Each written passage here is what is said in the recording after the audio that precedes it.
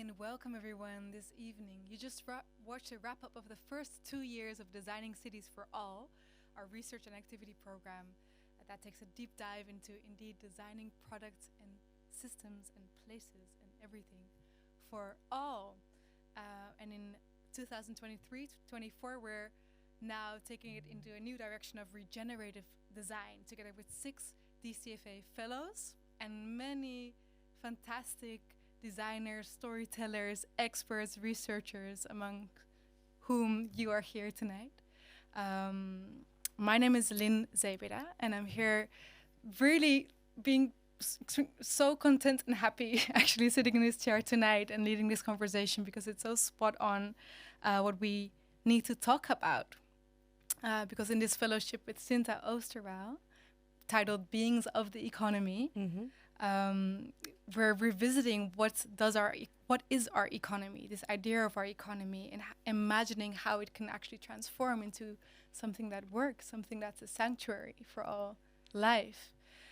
In the previous episode, we started with that idea of the meta-crisis, the result of a very harmful economic system. And now tonight, we're going to be zooming into the healing from that harm. And seeing how we can adopt an out-of-crisis mindset. Big questions, but we have some great minds to think along with us. We have Ernst Patrick Gamans, Blanche Beiersbergen, Gode Lieve Spaas. I'll introduce you all more in detail in a bit. We also have all of you. Welcome here. So nice that you're here. Are you also happy to be here? You're staring at me like, what is she going to smile? Yes. Welcome to you all, each of you. Welcome to everyone watching from home as well. We welcome everyone's input and questions and thoughts. I have colleagues here that have a mic, so if you have a question, you can ask it. Also, if you're at home and you have a question, we have this tool called Mentimeter. You can go to menti.com and use the code 52646765, and your question will arrive here at my tablet. Okay, are we here? Yes. Are we present? All of us? Yes? Okay, fantastic. Then we can open with art. I would love to invite Blanche Beiersbergen to open with a poem for us, accompanied by Marcel Heine with music.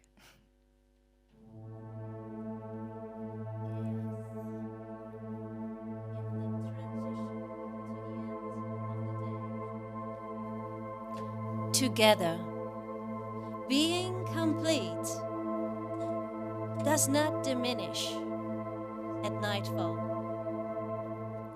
It tumbles into another form, somewhat chaotic, perhaps, shimmering reluctance or eager curiosity for what will form in the dark. Essential again. In the deep dark blue, the continuous giving of the source seems hearable, like a lullaby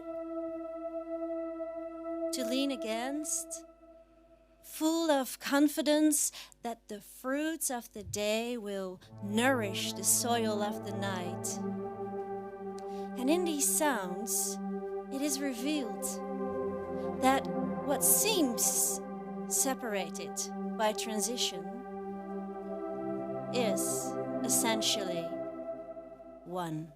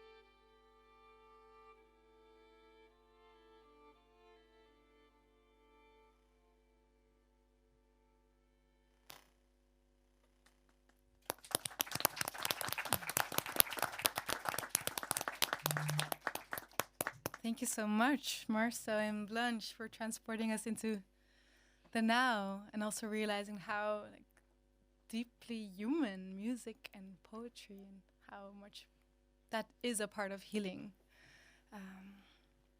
Thank you. Shinta, let's kick this off this evening. You chose a big topic. I mean, 1 month ago we were here with a major topic of the meta crisis, which we bonded over. Yes. Now we're back with the healing. Can you say a little bit about what this... Well, let's start with how it connects to the last time.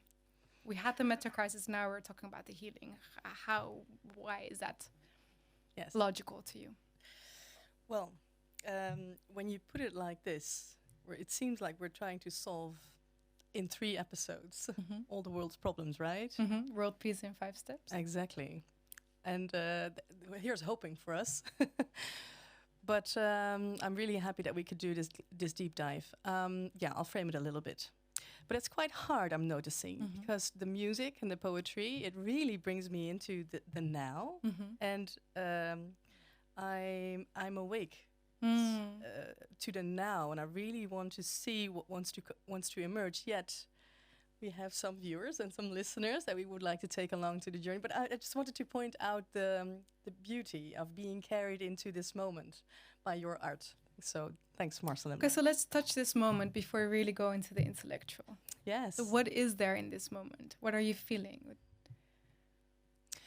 Well, first of all, it's the presence. I think that one of the main questions that is being asked of us, is to be present, to really show up. And to show up is not just a positive psychological thing to do, like being super happy and outgoing, but it's also being present, looking into the mirror of Ashkobia that I mentioned during the first episode. It's entering the bardo, the liminal space that Joanna Macy speaks about. The in-between. The in-between, of which I've come to think that in the in-between, she says you encounter the mirror of the Buddha, Ashkobia.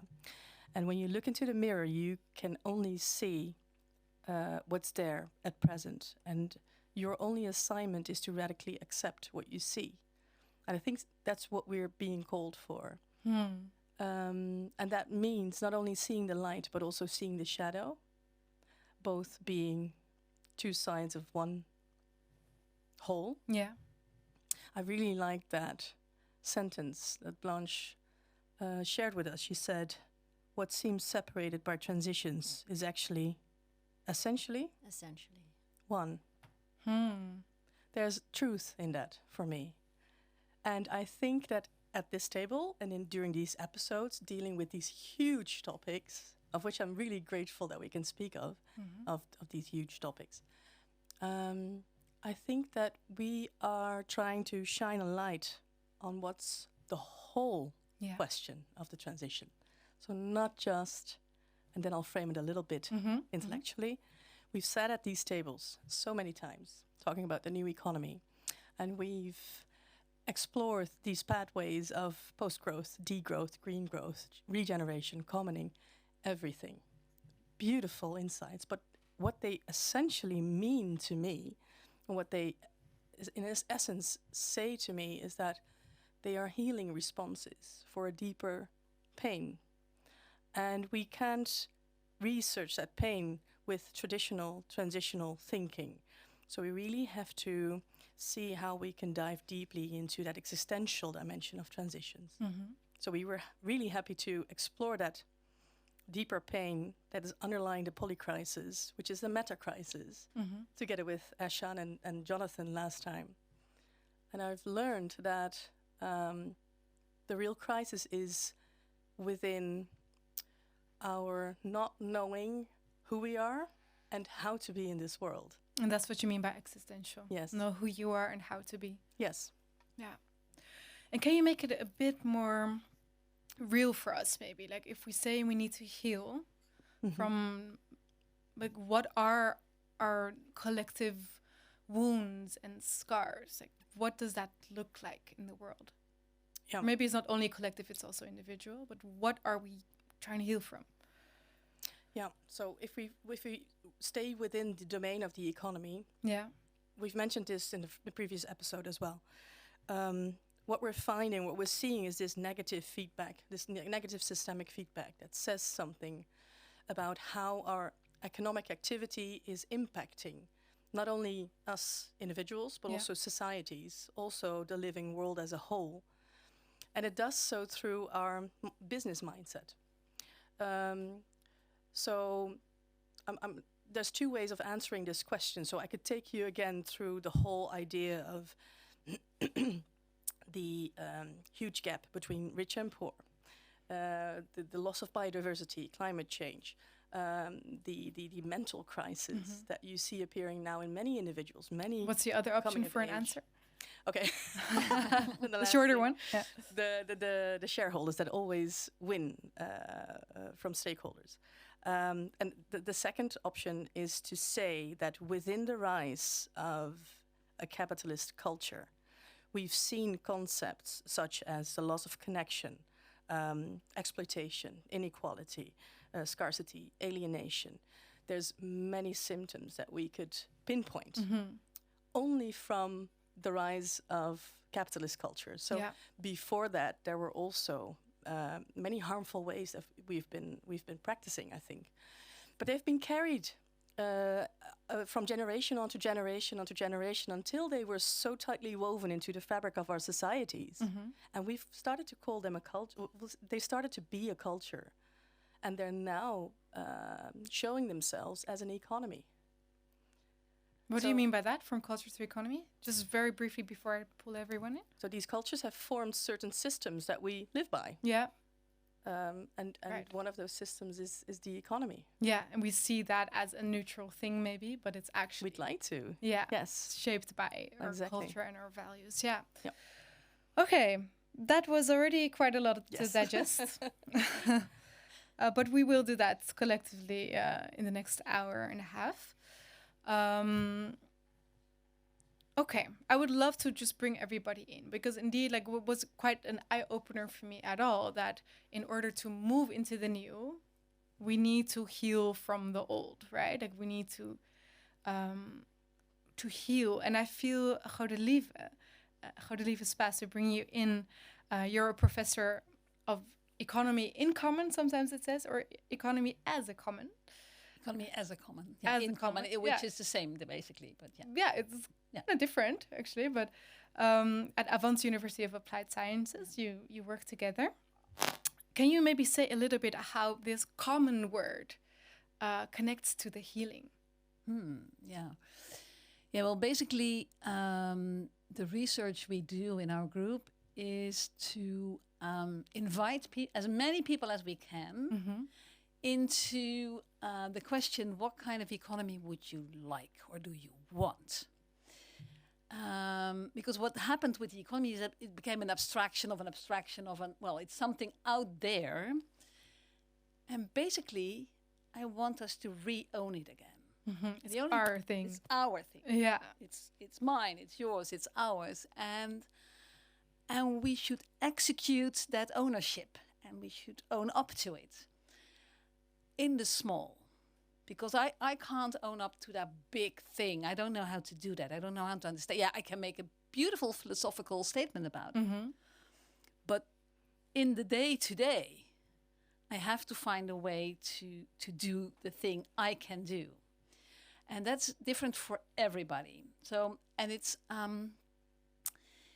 starts with acknowledging it's mine. Yeah, this what you see is I was the curator of a festival in Den Bosch, and the name of the festival, Who Owns the Economy? And if the economy is ours, what kind of economy do you want?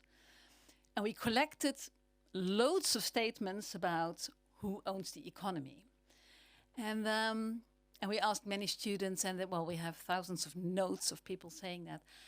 And some people address what's going on. So they say the economy belongs to the people who have money.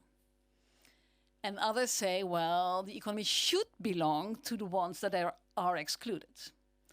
Or others say, well, it's not about who owns the economy, because owning is already a problematic word. That's why we chose it. It's about who benefits it. So it's all that kind of things that we think is important that we kind of unpack step by step in a 5-year program. Yeah. So, and that's the level I'd like to do it. Yeah. And then, And if it's our common, again, Yeah. economy, and we want to heal, then we have like, something to hold on to. We can actually do something. It gives us agency. Also. It gives us agency. Yeah. It gives us a responsibility. It gives us, Yeah, interesting. Thank you. Ernst, Hi. love to bring you in as well.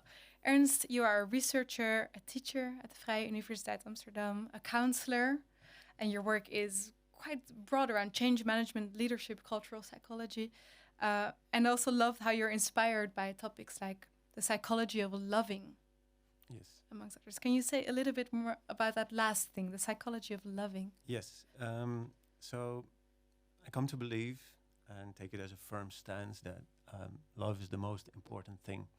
The psychology, psyche, it means breath, spirit, or soul, or mind, and it feeds on love. It is basically what it is made of. Even when we don't see love, so when we're behaving very egotistically, ego is also, and I quote John Wellwood, it developed as a way to keep on going in the face of threats to our existence, and primarily lack of love. So each time we enact our defensive behaviors, we pay tribute to love. That's what he says. Love is the most important thing.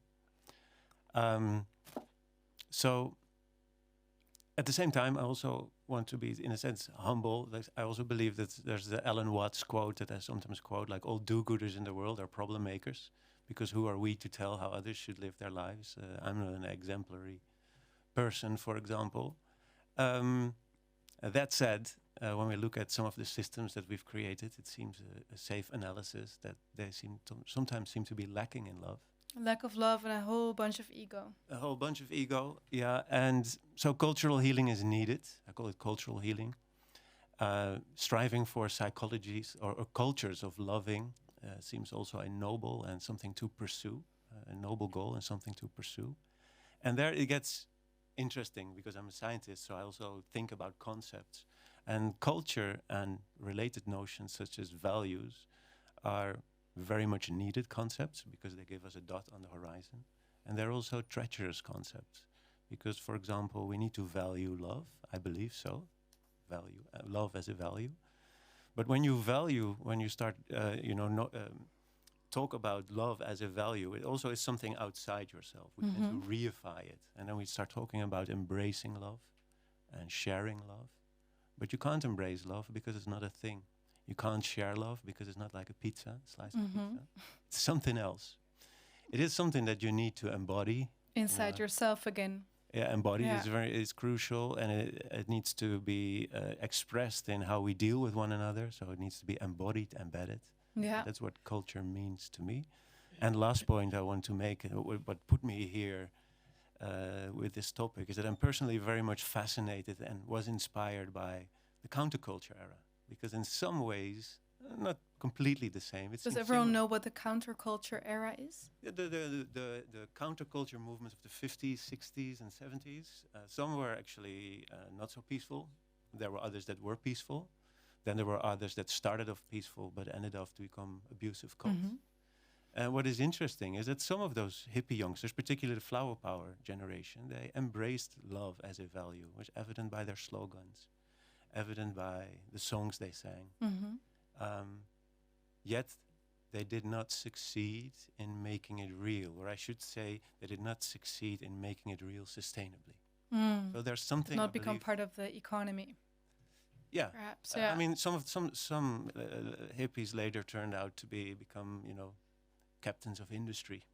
Yeah, and made matters way worse. So there's a lot to learn there, also to unpack. Because interesting. Yeah, there is indeed a lot to unpack. But thank you for getting straight to the point of love. I do appreciate that, and also the point of it's not something outside of us. It's something that we embody and carry, and how we deal with each other. That's where it finds its expression. Sometimes, and that's why I like the poetry so much. I believe that poets, artists, are better able to articulate what love is than scientists. Yeah. Speaking of poets, Blanche, I would love to also bring you in. Thank you so much for opening again. I like how you describe yourself as a life artist, levenskunstenaar. And I wanted to ask you maybe this core ability that Shinta described as just showing up to the present, showing up. What can you as a life artist tell us about that? Well, I think it's like an assignment I gave myself. That's why I called myself life artist. Everything I do, I create or write or paint or initiatives I take, I want them to contribute to life and to be an expression of life. And for me, them being an expression of life, there's also an expression of love within them. So that showing up means, exercise actually. So it's every day is a new challenge. Am I here from love? And is this an expression of true life? Which is not always, and I like that in the previous episode, it's not always about, hummingbees, marshmallows, and harp music. It's a tough job. And to give expression to that, so show up to life in all its dark and light. Exactly. Yeah. And then try to keep that, from love constantly. So do the check-in. Is this from fear, or is this an ego act, or is it an act from love? Yeah. And you do that all the time. I try to. Yeah. Yeah. Or give expression to that trying to. Yeah. And one of the initiatives you clearly created from love is Lea Arda. Can you very briefly describe what that does? What it does, it is inspired by the Zen master Thich Nhat Hanh. He wrote 10 love letters to the earth. And I read those letters and then had a walk in the forest. And I noticed that my walking was different. I decided to make an act of love out of that and started to write love letters to the earth myself. And I was surprised about the healing that came with that exercise. And that means there was grief, there was sadness, anger, but also joy and beautiful insights. And then a question arose in me, and that was, what would happen if we would all write a letter from love to the earth? And I spoke that question out loud and got some beautiful people surrounded, with me. And we've created this platform. This is a letter from my daughter. Oh, that's nice. Yeah. So there's a platform where people send in their letters from love. And I also guide people and host sessions where we do this activity together. Yeah. So you start thinking about your relationship to the earth. How do I relate to write the earth? a love letter. Yeah. That's the central question. Yeah. And to life itself. Yeah. The earth and life. Yeah. Yeah. Can I say something about? You can say something, Shinta, definitely. There's something that pops up in me when I listen to all of our guests. So I'd like to say two things about healing. So one, to me, healing would be making whole. So it's a process of integration. It's a process of remembering in that sense. So it's a process of reclaiming the space that we have maybe given away consciously or unconsciously. So the healing response that is hidden in, I don't know, a post-growth movement is the values that want to come forth from us remembering that we are deeply caring, that we know when we have enough, that we can share, that we can cooperate, etc., etc. More fundamental questions to that. So that's what I wanted to say. And then the second thing is that healing to me is not conditional. It is something that is natural. So it kind of happens. And if we allow it to happen, then we have, it follows a natural process. And then we allow ourselves to follow that natural process. So also in this dialogue, I'd really want to say we don't have to heal, But I'd like us to witness what healing means within the whole domain of the economic transition. Yeah. So just like our bodies, when we have a cut, it just heals. That's our collective body also does that. But we can maybe guide how we heal or how we come out of it. Maybe tonight we can shine just a little light on the fact that we can remember that we know how to heal, and that healing is of the essence in a fragmented world. Yeah. Okay. Are we all still here and following? Yeah. Impressive. I'd like to add on that, because I know that we also, in the previous talk that we had privately, talked about Gabor Mate and his recent book. I find very interesting, because they're The Myth of Normal. we're talking about healing as a person. And at one point he says, well, we're adapting to what? To the myth of normal. Maybe it's our culture that is ill. Abnormal. And needs some healing, And instead of we're adapting to it all the time. Yeah, we're actually okay, yeah. And that opens the door to the conversation about collective healing or cultural healing, however you want to call it, because there are no guidelines yet on how to do that. There's a few ideas, but it's still open. Well, some guidelines. I've been looking forward to this moment because we get to listen to Gouden Liefdespaas, who will give us a lecture, a presentation, a talk. What is it? Lecture performance. Words. She will give us words. On some clues on how this might work. From the old to the new. I did some soul searching, and I'm going to share that with you. Does it work? Yeah. About 25 years ago, my boyfriend and I bought our first house. So we had to draw up a cohabitation agreement. Such a contract is actually more about separating than about living together. So the better you arrange everything, the less hassle if things goes wrong. I made sure that everything was described precisely and as fairly as possible. My partner read along, but he didn't take it too seriously. Until 2 days before we went to the notary. Then he said, if that contract doesn't say anything about the fact that we love each other, I won't sign. Okay, but how do we do that? He told me not to worry. He would make it happen. And indeed, 2 days later, we signed an agreement with a special section expressing our love. This example mirrors our relationship. Frank, that's his name, believes in love. He knows it's forever, and he convinces me of that daily. When, after Frank asked me about 100 times, we finally got married, his vows were clear and consistent. I love you, I always have, and I always will. Mine were slightly different. I put my trust not so much in love only, but mainly in our ability to stay with the trouble when things get tough. I promised always to engage in the conversation, to argue, to make an effort. For me, a relationship is a story that you create together and that's never finished. The original meaning of marriage is taken into the house or belonging to the family. It's a social commitment between families, cultures, customs, and dreams.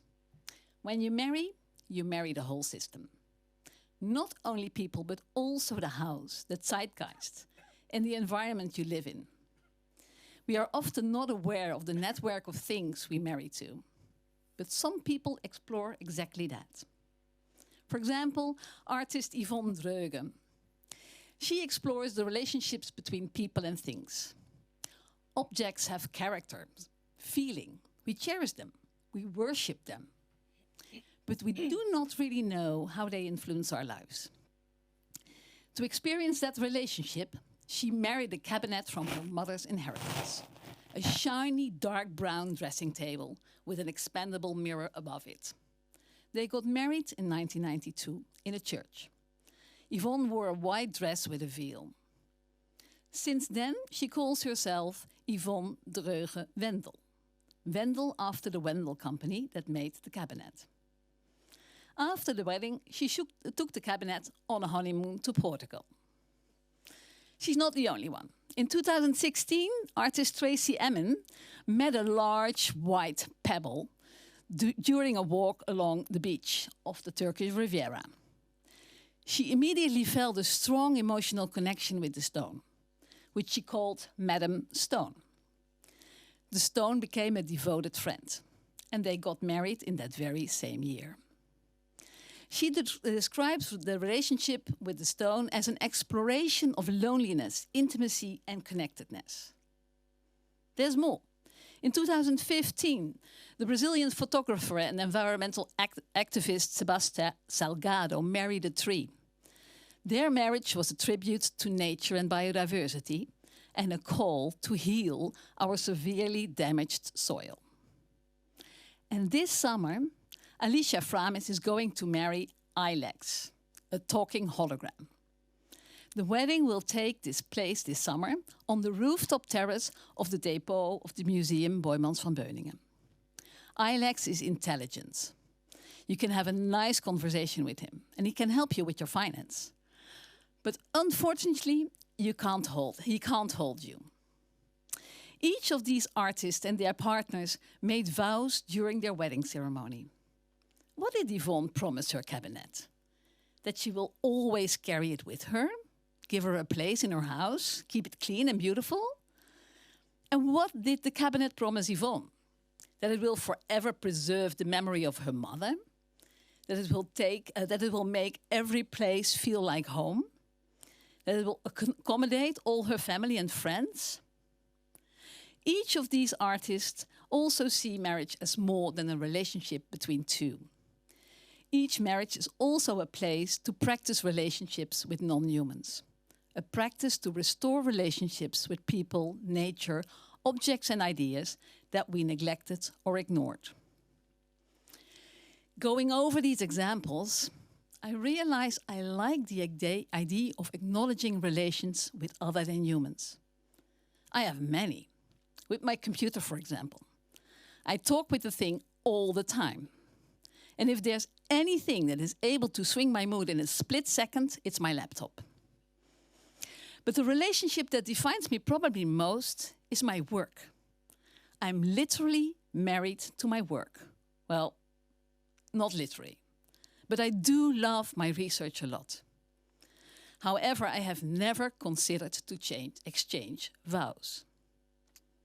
My research is dear to me. We fight and make up. We have misunderstandings, and we let each other down. Research can make me happy, angry, and sad. I also remember when I first met research. That was, of course, during my student days. But I didn't feel much love back then. That only came later, somewhere in the early 2000s. We met again in a medieval village on a hill in Tuscany, in Pari. David Peat and his wife lived there, and they organized meetings between people, art, science, and the secret. It was only then that I recognized the beauty of research. Thanks to David, we met again and again. And then we started working together in South Africa, where we really fell in love. Just as Frank had predicted, with a tiny bit of jealousy. 5 years we struggled together to map out a new economy, an economy cherishing all living beings and the earth. We learned how to create a healing story together with your colleagues from indigenous and artistic research. Our lives became entangled and attuned. Not sure how I would live without research. What if we would marry? Dear research, suppose I would propose to you. Suppose you would accept. We can marry in the little church in Pari. I can ask the mayor to marry us. We invite all our friends, my colleagues, your colleagues. Frank will also join. He has also come to love you a lot over time. The church is simple, but it will be full with candles and oleanders. We will celebrate, dance, and talk in the fields. There will be wine, there will be books. The sun will shine. And in front of all those people, ideas, nature and things, I will read my promise to you. Dear research, today we are finally getting married. We have had a close relationship for over 20 years. I love you for your rigor, your constant demand for clarity, emulation and transparency. I am more about intuition, the big picture. But you want models and proof. Over the years, we have to come to understand each other better. We changed each other. We allowed the places we worked, the people and ideas we met, the turbulent times we are part of to change us. We share a goal, to make the world a fairer place. We both see that things are not going well. Our incumbent economy is rooted in extraction and exploitation. And if we continue like this, the world, or at least humanity and many other species, will suffer or even perish. Your colleagues have known that for a long time. But only few people express your concerns. Most of us prefer to believe in the myth of progress and prosperity. Me too. I want to believe we can overcome the crises that are going on, that we can innovate our way out of it. But you and me, we know better. We are too late. It will never be the same again. We need to change, drastically. You, my dear research, you cannot do that alone. Because you know the world is not only rational and logical. Because meaning cannot be found in science only.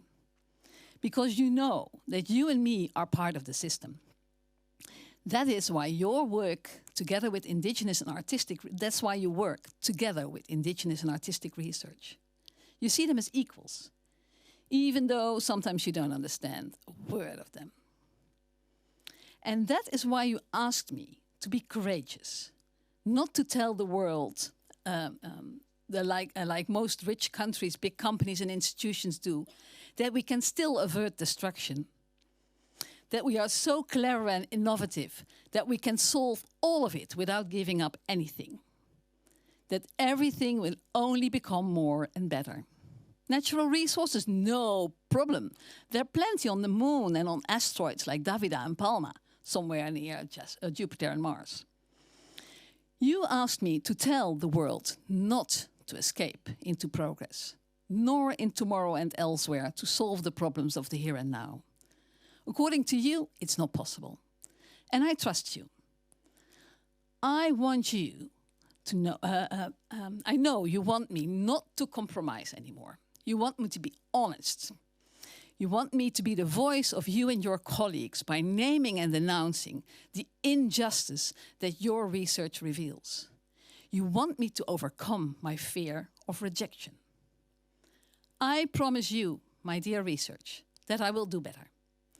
After all, our marriage is not just about us, but about what we achieve together. I will no longer beat around around the bush and say things as they are. I will do justice to all the research and say that running forward is not the way out.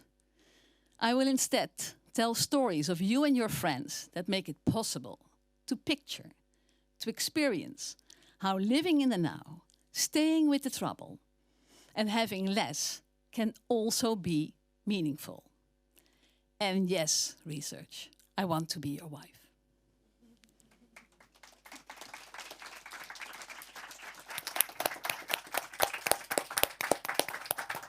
Thank you, Gouden Lieve. Food for thought. Are there any burning questions in the room already? Yes, Tineke. There's a mic for you. Yeah. Hi, I'm Tineke Lamboy. Thank you very much for all your contributions. I was asking myself, does healing include mourning? So grief?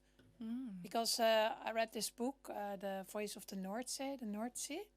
And one of the chapters in the book is about mourning about the loss of biodiversity. before we can move further towards like rights of nature or seeing the intrinsic value of nature.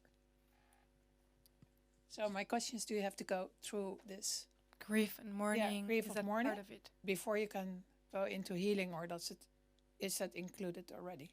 Who would like to speak to that? From my own experience, Sure, yeah. maybe, because I think it's different for all of us, and I'm not sure if there is a follow up. So first you have to do this, and then you go through that phase or that period. But I think grieving definitely is part of healing.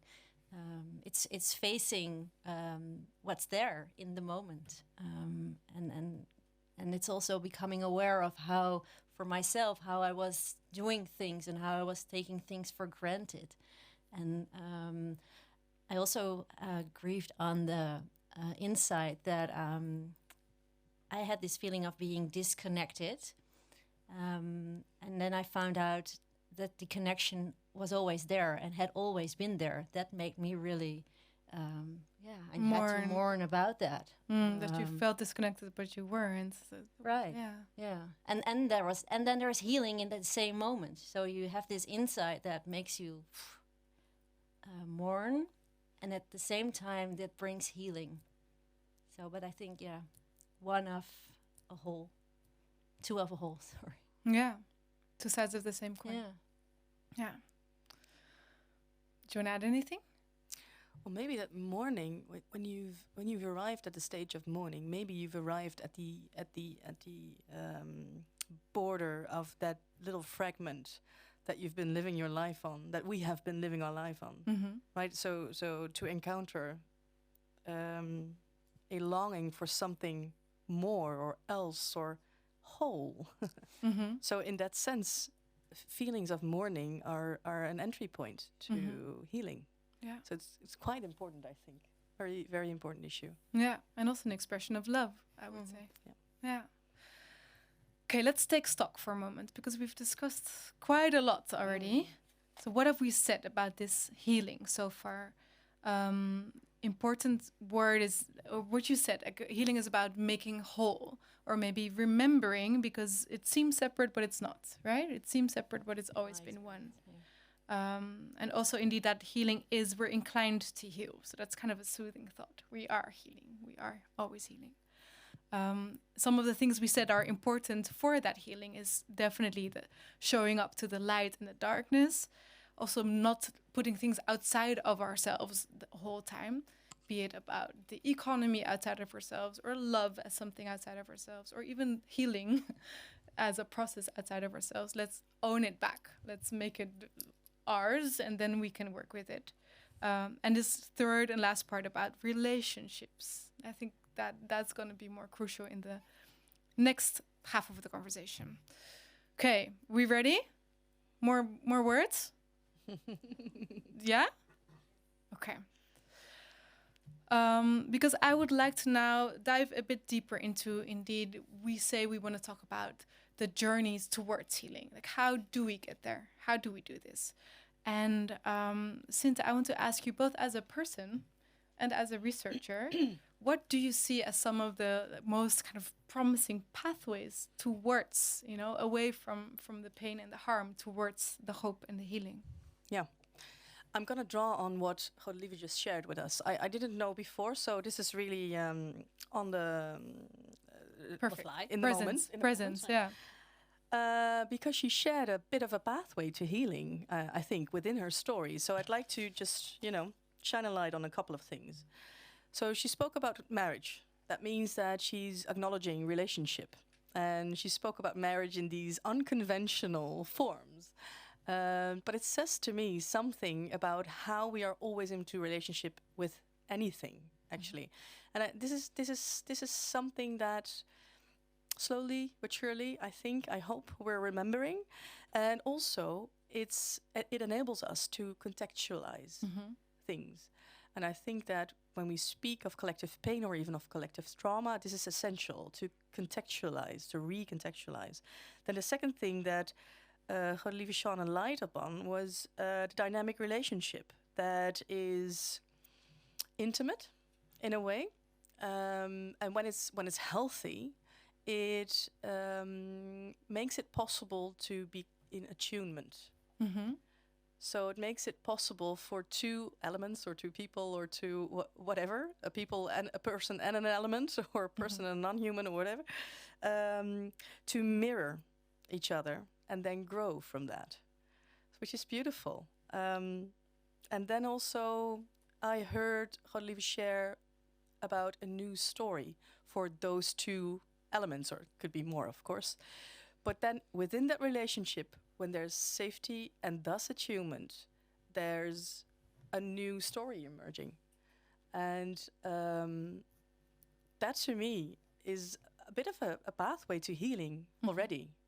Now, if you were to ask me this and say specifically in the context of an economic transition, for example, this is something that you can transmit to that dialogue or to that discourse by facilitating dialogue, by facilitating generative listening, by being pain or trauma informed in your leadership, also your policy, by picking up on trauma-aware transitions.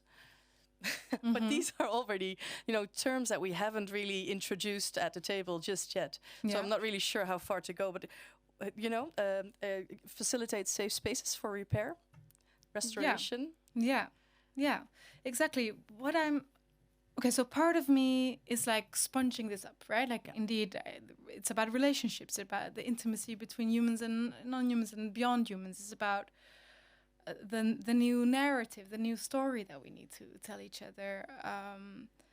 But then another part of me is like, wait, like, how can we actually even talk about all of that without talking about things like decolonization, because it's like ongoing, the way our world is organized, it's still happening, right? Yep. Still exploitation happening, Yep. Still harm being done. So how can we make it a bit tougher in that sense, the conversation? Tougher, meaning? Meaning like, indeed, like if we can talk about the softer side, which is very powerful in itself, and indeed about love and values and stories and relationship.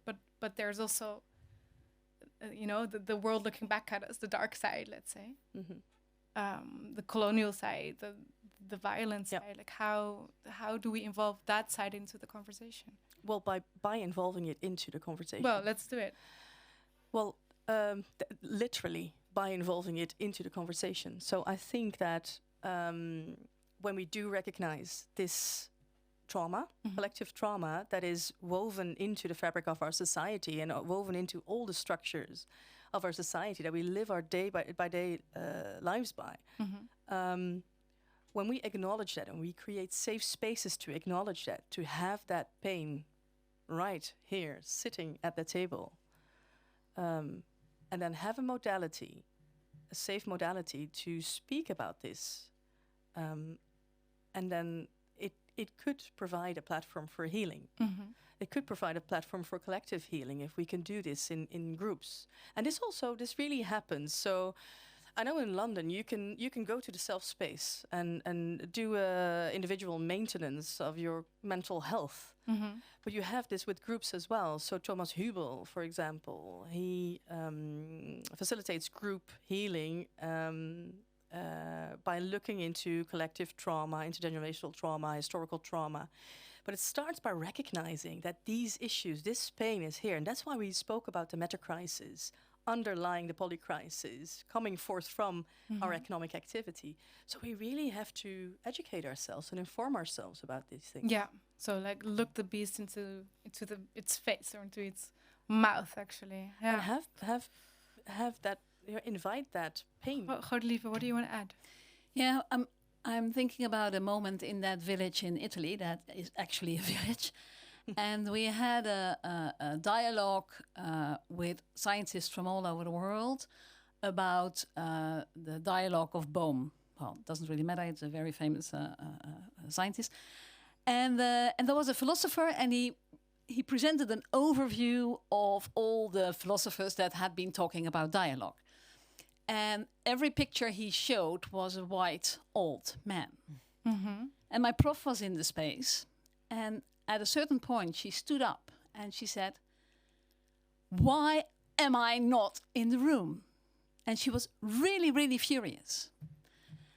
And well, I used to work with her, so I could deal with that. But the thing that happened is that people were really frightened because she stood up and she shouted and she speaks a bit funny because she had a stroke once. And people came to me and said, "Was this voodoo?" And said, "Okay, this is our starting point." And we had so many conversations with people just to understand what she was saying, because people literally did not understand the point she was making. And I think that we have to deal with the frustration and the anger and to invite that in our dialogue. Yeah. And to cope with it, to welcome it, not to push it away, but because, Yeah. So I really learned from that. And I really learned that, well, because of my role being in between, because I worked with her, I could not mediate. I could translate between the different worlds. So I had so many conversations just to make sure that people got a kind of a little bit of an understanding what she was actually saying and how to do better. And for me, that was a very important, and that was, I don't know if she spoke from love. She spoke from anger. Yeah.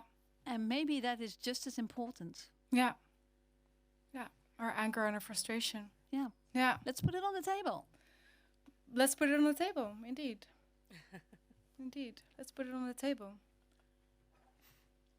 Yeah. I'm serious. Yeah. What do you have? What are you angry about? What are you frustrated about? Yeah, well, we also talked about it, about courage.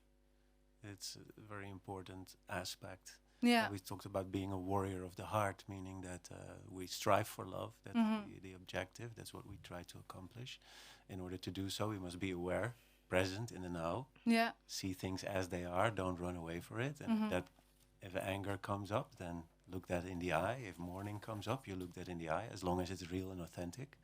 But then also be courageous to stay with it, to follow up on your conversation. So not just... so create a domain of coexistence. So you want to talk about this, then really make the time for it.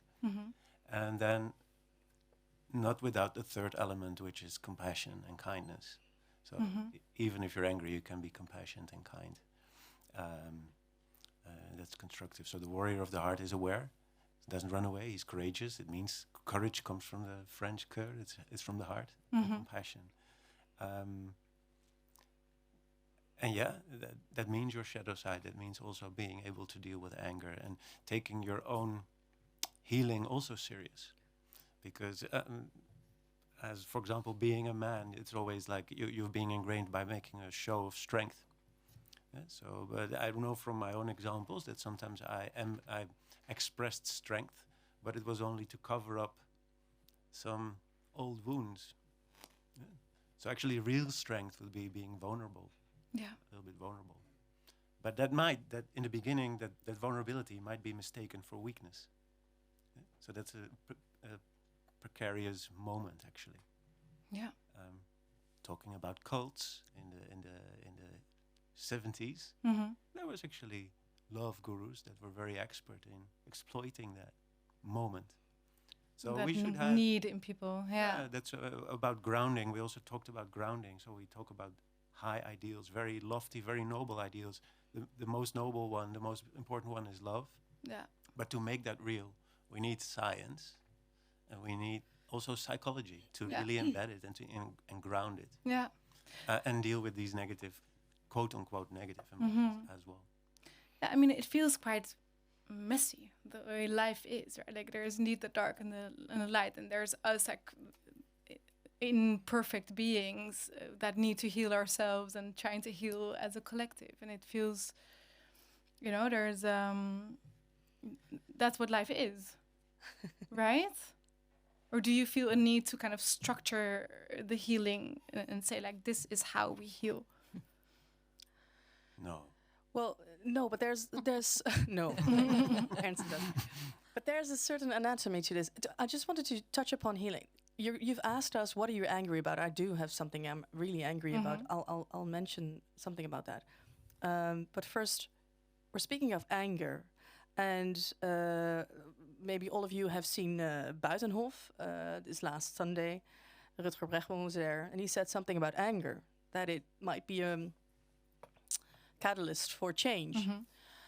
I can see whole tribes of people now becoming angry and availing of that modality, which is in a way interesting, but it's also quite dangerous. So I think that there's a task in facilitating these safe spaces where we can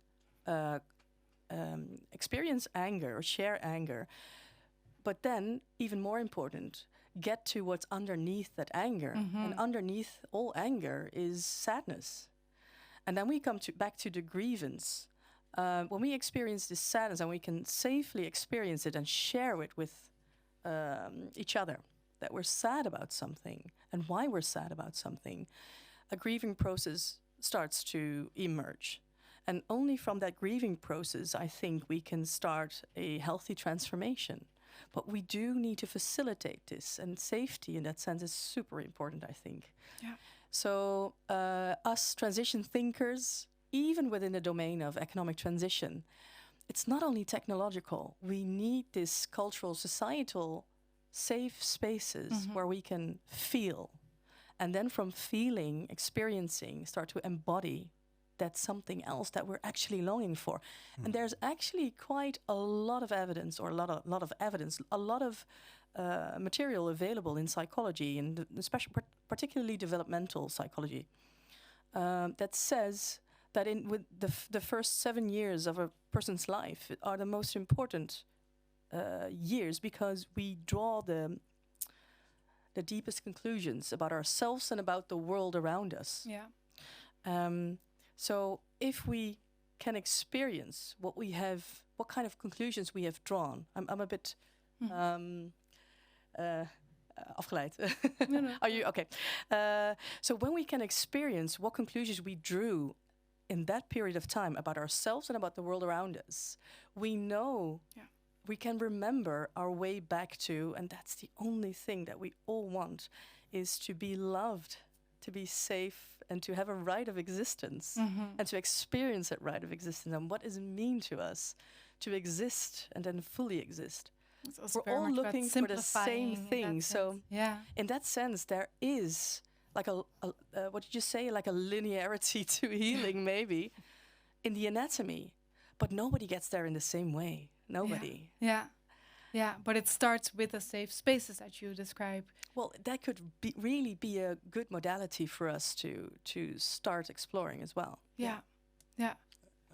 Can I just want to go to Blanche, because I feel maybe we can experiment with this room as a safe space for healing, right? Yeah. I think you can help us with that.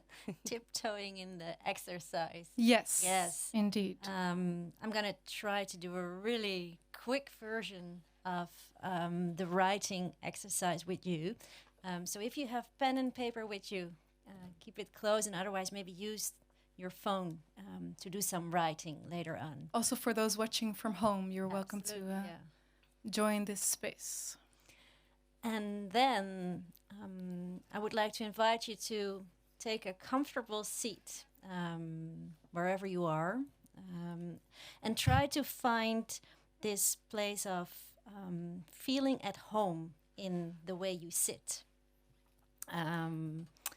Finding that safe space in yourself here or at home or wherever you are.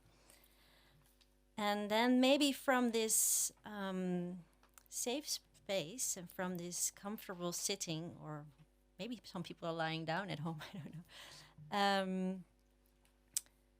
Try to move your attention to the earth, to that home planet.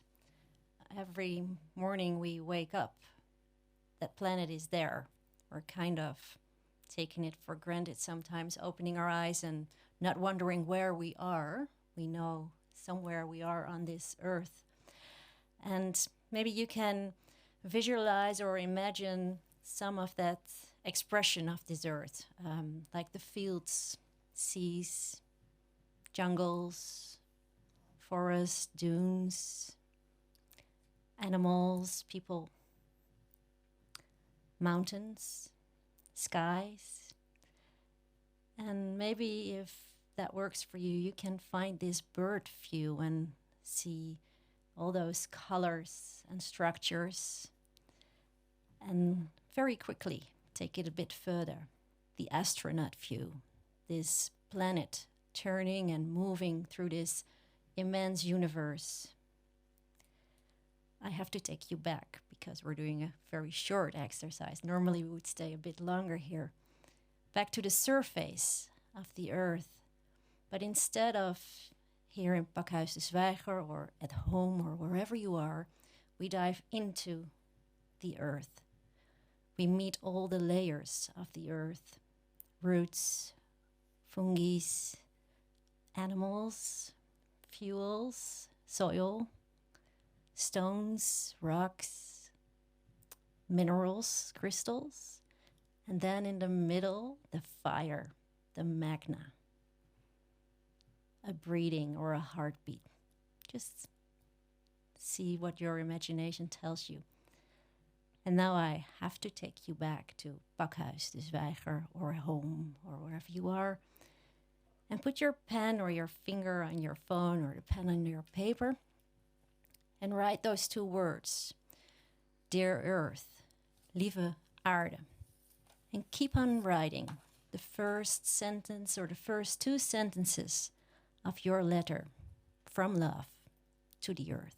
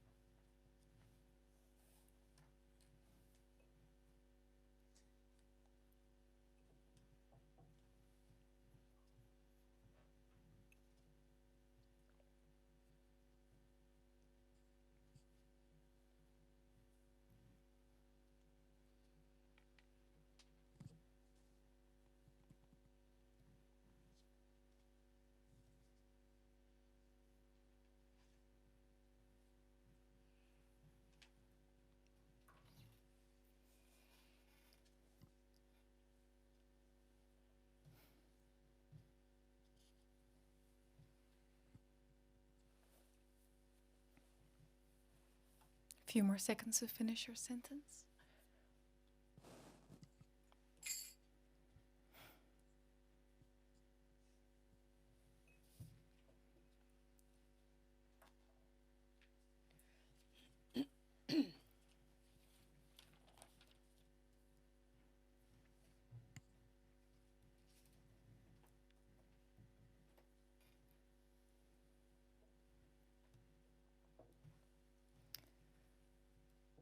Blanche, we wanted to invite one or two people to maybe share a sentence that they wrote. Who's courageous enough to say it out loud? Who would like to share? Anyone? You can Yeah, please.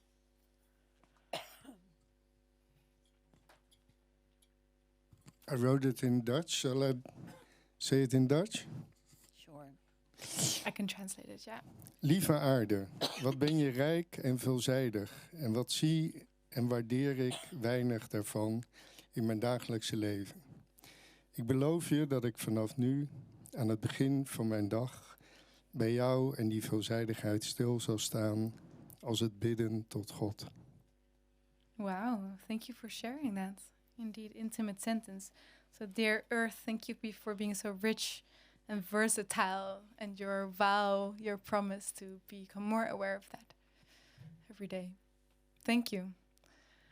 Anyone else who would like to share? It is pretty intimate, isn't it? Mm-hmm. Anyone?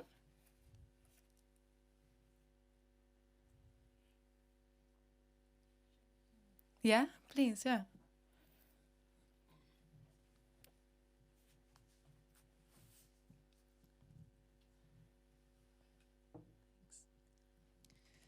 I wrote, Dear Earth, you are the most powerful entity we can know. When we deny your power, you shall remind us again and again through love, sustenance, beauty, wrath, force, might, or unlike anything we can rival. In being, we can only hope to be as pure, as generous, and as truthful as you. Dear Earth, thank you for showing me the essence of being every day. Wow. We have more than one poet in the room. Thank you. Yeah. Very powerful. Okay. Is there any burning question in the room? Or maybe this is a really nice moment to listen to some more music and reflect. Shall we do that? Can I just mention one thing Yeah. that has been done? So just continuously Yeah. ground everything that we're doing, right? Notice how this little exercise Yeah. has created a healing space Yeah. for just these couple of minutes Yeah. that has such a lasting effect. You're so right. Yeah. Yeah. And indeed an awareness. Yeah, that everything we have and everything we cherish and everything we value is from the earth, right? Because we created the space, we opened the space to feel, to give words, experience, hear each other. So thank you so much for sharing. Yeah, thank you. Beautiful. This is how it's done. This is how it's done. This was the safe space that we needed. The healing space. Marcel Heijn.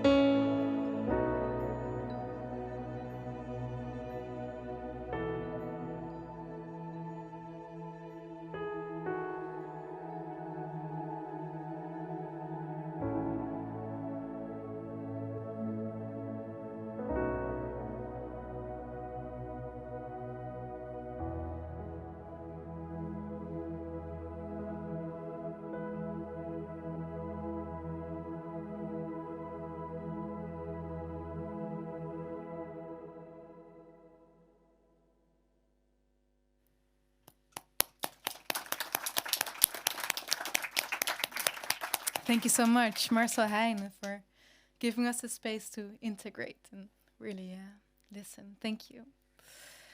All right. I would love to wrap this up a bit together. A little piece of dialogue. And maybe I would love to start with you, Shinta. I know if we've been to places this evening, but can you maybe share? It doesn't have to be like the eureka thing, but like some of your takeaways that you feel have weight. Yeah, I'll share a little bit of a takeaway, and then I'll also share my Dear Earth. Yeah, that's and nice. That's for me the wrap up. Yeah. So what I'm realizing more and more is that in essence, the economic domain is actually an island that we consider the whole world. And it doesn't leave space. There's no space for the whole of life to be experienced. Yeah. So I'm fascinated by what if we create spaces, safe spaces. And what happens when we intentionally create these safe spaces? Now, what kind of shape would an economy take if we were to do that? If it would be a space for restoration, for repair, for healing, and for thriving. Mm-hmm. So that really fascinates me, and now even more. And what also hit me from our dialogue from this evening together is that it can be as simple as just doing what we've just done. Yeah. And we have modalities at our disposal. So we have direct democracy. We have burgerberaden. If we were to create intentionally this space, a safe space for the whole of life to show up through people and through non-people, there's so much value in that. Mm-hmm. Yeah, so that inspires me. Nice. Yes. And then I thought I would share my little bit of, and then that's it for me, and I'm going home. You can do whatever you all want to do. Yeah. I'm going home. I'm done. Dear Earth, I promise you that I will show up every day, every hour, every minute, every second. I'll make an effort of coming home. Coming home. Oh, beautiful. Yeah. Thank you. Wow. Okay. So seeing that Shinta is done, I'm not going to ask my last question to her anymore. But to you all, you three, because kind of in the run-up to our next episode, which is about the new, right? Like we've had the old, the painful, the meta-crisis. We've now dove into the healing, and now we're going to the sanctuary, the new. It doesn't have to be complete at all, but what are some of the emerging practices or whatever it is that you feel like, aha, the new is already coming. It's already there. What excites you?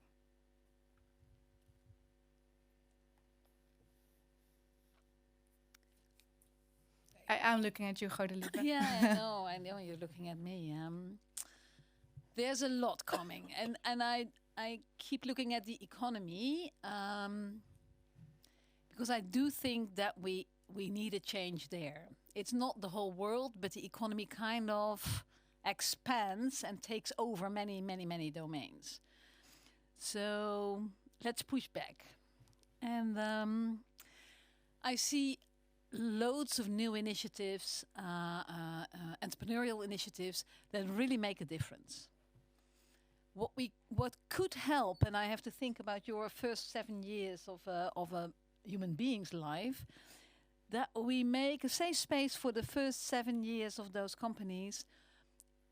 That's opposite to what we do now. We kind of impose them with all our ideas of how they should become, and let them become whoever they really are. I really would like to experiment with that, and I think it's possible. Nice. Yeah, so that's another thing. Angel incubation. Yeah, but really not incubation in the sense of let's grow as fast as we can and adapt as fast as we can, but just find out who you are and what you are. That's one thing. The other thing is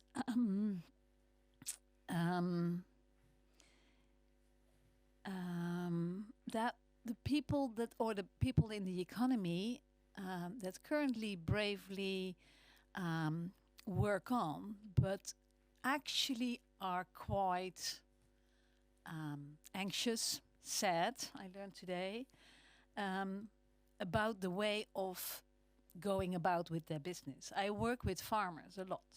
The farmers are angry right now. The farmers I see are really, really sad. Because what they see happening is that their work, their soil, their land is actually, well, all the love they put into it is kind of disappearing. It's fading for all kind of reasons. And somehow we don't get to that point of really picking up on that notion and that conversation. So which breeds a lot more compassion. Yeah, but also really deep listening, and really understanding, and really wanting to know, not wanting to solve, but wanting to know and to understand and to see what comes from there. And that brings me to the point that all of us, all of you here too, we create spaces all the time. That's kind of what we do in our families, so while having a dinner, in leading a group, in conducting a research, in making music. We create spaces all the time. And it would work if we were aware that the fact that we're doing that and the way we are doing that. And we know many different ways of doing it. The interesting thing is that we allow our context, for example, organizations and companies, to define what kind of space we create for us. And I know by experience, I work in a university that has very strict ideas about how to create a space. And I try to elope from that, which is extremely difficult. But every time I can make it work for 5 minutes, I'm so proud. But we can also all then... So yeah, let's try to elope and to see if we can create spaces that we like. Yeah, yeah. And like is already enough, probably. Yeah. We're kind of out of time, so I'm going to ask you to summarize what you wanted to say just in a sentence as a teaser. There's one theme that we didn't discuss and was very relevant, I think, in dealing with uncertainty. Yeah, and being strong in uncertainty. Yeah, being strong in uncertainty. That's what beautiful. Maturana and Varela also said, like a conflict is always a mutual negation where the disputants are certain. And let go of that certainty, you can create domains of coexistence, or what we've called safe space. There's more space in uncertainty as well. Yeah. And there's no rule book for how to create love. It's way too magical for that. We can facilitate the environment where it can arise, where it can bring itself forth. Yeah, nice. Thank you, Ernst. Blanche? Yeah, well, I just have to say I'm really inspired, and I have all those ideas for new interventions and small exercises to bring onto the world. Yeah, from love. Great. Wow. We've come to the end of our evening here. And out of everything that we have been discussing, I actually managed to filter out the 5 steps to world peace. Wow. Yes. Of course not. But step 1 is indeed what you all said about making it ours again, right? Like taking that responsibility for that healing that we need to do. Step 2 is then showing up from love in the form of a connection, or in the form of anger, or in the form of grief, or in the form of just love, right? Or the form of humor, like you did today as well, I feel. And in the form of seeing the whole as it could be, actually. Step 3, this step thing is ridiculous. Next step is the light and the dark, both inside of ourselves and around us. Like we can see the dark side in ourselves and still be compassionate. We can see how messed up the world actually is at times, and how beautiful, right? Ourselves and it. Then that point of, like, from that point going into the safe spaces that are already there, and we can create them all the time, indeed. And in those spaces we can maybe remember and return and simplify and see that it's actually quite, it can be quite simple, what we need. So thank you for that. Thank you for the insight. And thank you. I hope we all gathered some seeds. Did we? Yeah, me too. A lot to process and really think about. My letter to the earth was about food, somehow. Food and everything it gives us. The beautiful people around us. So thank you to all four of you. Thank you to each of you here and at home watching. This concludes the second episode already. Going up to our third one, The Sanctuary, which will take place on Monday, March the 25th. And you can sign up now already at deswijger.nl. And also on Friday the 22nd, so just before that, there will be a special, DCFA special on neurodiversity. So that should also be extremely interesting to attend. You can also become a friend out of love, Podcast Zwijger friend, where you can think along about the programming and make sure that it's, it stays the safe space that it actually is. Mm-hmm. How we're all feeling? Good. Good to go home, be and connect and continue our process individually and collectively. Thank you so much for watching. Wishing you a beautiful evening and see you soon. Thank you.